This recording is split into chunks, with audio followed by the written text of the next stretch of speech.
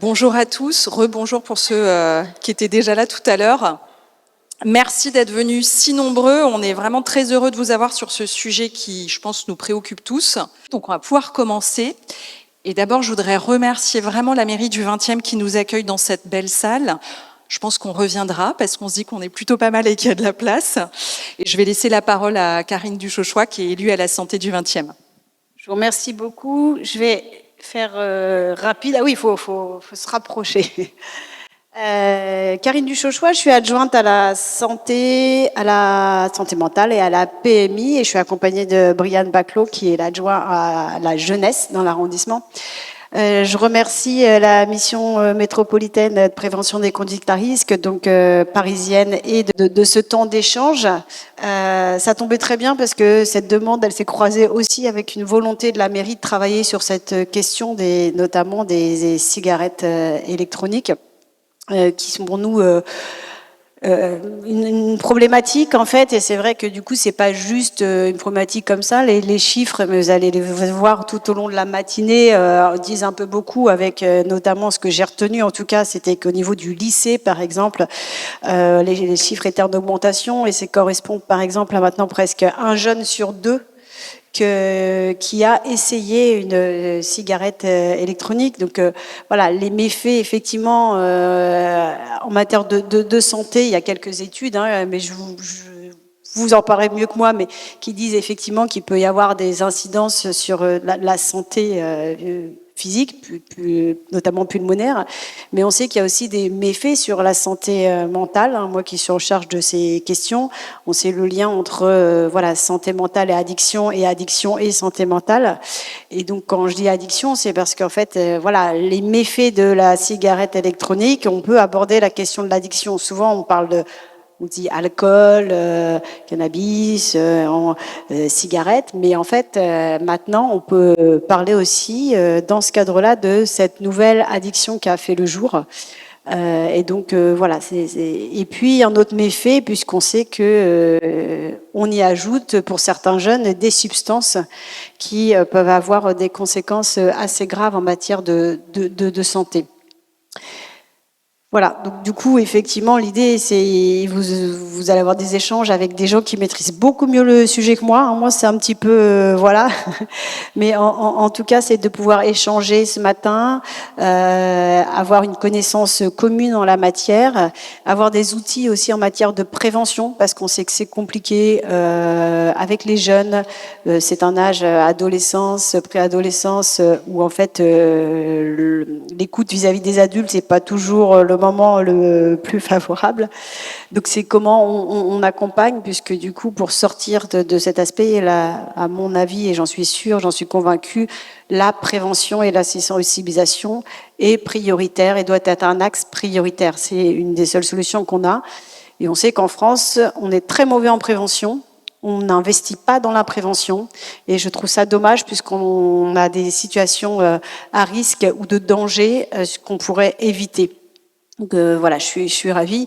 Et puis sur la cigarette électronique, il y a quelque chose quand même qu'il faut dire, c'est que du coup, ça va dans la logique actuelle. Et là, c'est en tant qu'élu, hein, de marchandisation de notre santé en fait. C'est-à-dire que la priorité, c'est de pouvoir vendre des cigarettes électroniques avec des packaging toujours les plus intéressants. À côté des paquets de bonbons, c'est mieux, comme ça attire plus le regard des jeunes. Avec, si ça clignote, de la couleur et des parfums.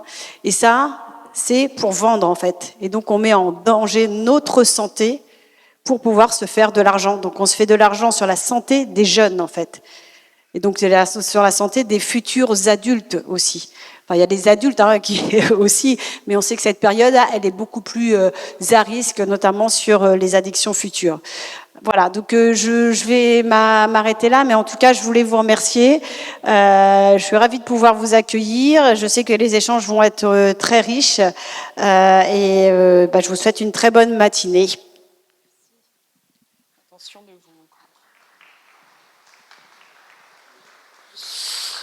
Alors encore un petit mot avant de laisser la place à nos intervenants. Effectivement, nous, on pensait s'en être un peu sortis avec les puffs quand il y a eu l'interdiction. Et puis évidemment, c'était sans compter sans la magie de l'industrie du tabac qui est toujours prête à avoir un coup d'avance sur nous.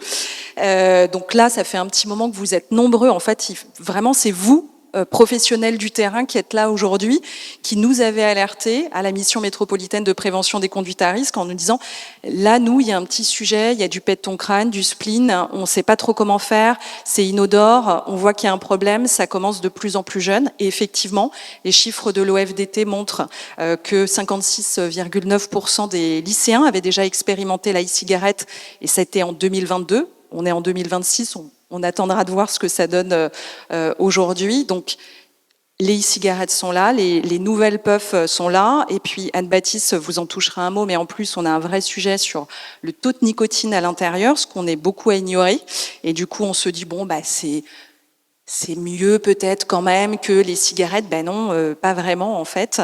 Ça enclenche d'autres addictions. Et puis surtout, ces cannabinoïdes de synthèse, là, on tombe la bonne semaine. Les professionnels de santé parmi vous ont sans doute vu passer l'alerte de la Direction générale de la santé sur ce sujet cette semaine ou la semaine dernière. Donc on est vraiment au cœur du sujet. De notre côté, que ce soit sur le territoire de Seine-Saint-Denis et de Paris, puisqu'on travaille ensemble à la mission métropolitaine de prévention des conduites à risque, là, on est en train de remettre à jour notre flyer puff que beaucoup connaissent, qui avait beaucoup de succès, en se disant il est un peu obsolète. Donc on va passer cet été. Et d'ailleurs, n'hésitez pas, si ça vous intéresse, à venir nous voir à la fin.